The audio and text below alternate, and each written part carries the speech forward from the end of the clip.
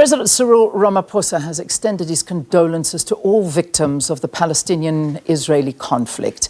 The president has called for the immediate and unconditional opening of humanitarian corridors. Meanwhile, as the death toll continues to climb in the Middle East, International Relations and Cooperation Minister in South Africa, Dr. Naledi Pandor, has called for cessation of violence. We are very, very concerned as South Africa. As you would know, for many, many years, our country has been arguing that all the United Nations resolutions on the two-state solution need to be respected and implemented. And we've called on the global community, and particularly the United Nations, to be more robust in supporting a movement toward a peaceful resolution of the conflict that has existed for over 7 decades between Israel and Palestine. We know that for many years, the people of Palestine have been under occupation, have suffered a great deal of injustice, and have had a strong desire for freedom.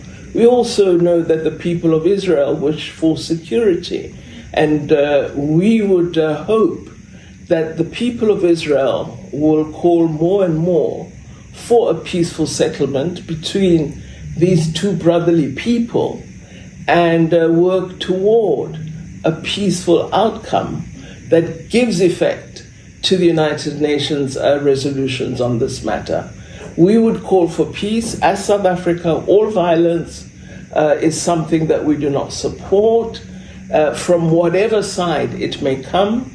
We believe as nations there's an important role we play in protecting particularly innocent civilians, public infrastructure, and none of us can ever be satisfied at being advocates for war. South Africa will never do that. We will call for peace and a settlement of this matter. It has just been allowed to go on for too long. The world community has not done enough. So shouting from the rafters does not assist. Let us now show the leadership to help these nations arrive at peace. All right, now for the latest on the situation in Israel, let's cross to our reporter in Tel Aviv, Sarah Cortes. Sarah, perhaps you can begin by giving us the latest on the situation. Yeah, sure. Hi, Leanne. Look, over the last 20 or so minutes, rocket sirens have been ringing out in central Israel and in the West Bank. This comes after a 10-hour lull in sirens. The last ones weren't until, late last night. So people actually had a pretty peaceful night. This is day 6 now of this conflict. Let me tell you, the large-scale bombing is still being carried out by the IDF in Gaza. We do understand that there were dozens more people who lost their lives in the Strip last night as a result of this large-scale campaign. Now, Israel says it is targeting Hamas infrastructure. It is targeting Hamas terror tunnels, weapons storage facilities.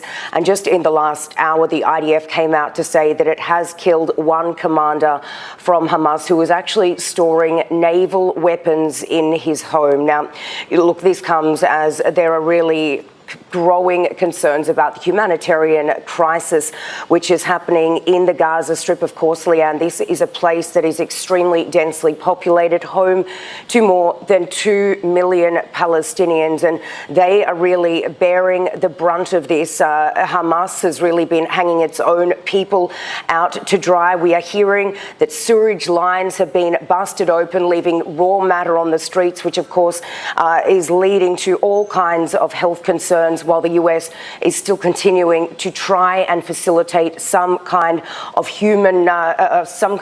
humanitarian corridor to get medical aid into the Strip and get civilians out. So far, Israel says that this simply won't be happening and that this siege of the Strip will not be lifted. So look, it is certainly a really worrying situation. And at the same time, the military presence on the Gaza border, the IDF build-up continues, with the IDF also saying that it is sending troops to the north, to the northern border there with Lebanon. So look, look, we are hearing that a ground invasion any moment now could happen. The IDF says it will happen when it is opportune and fit for our purposes.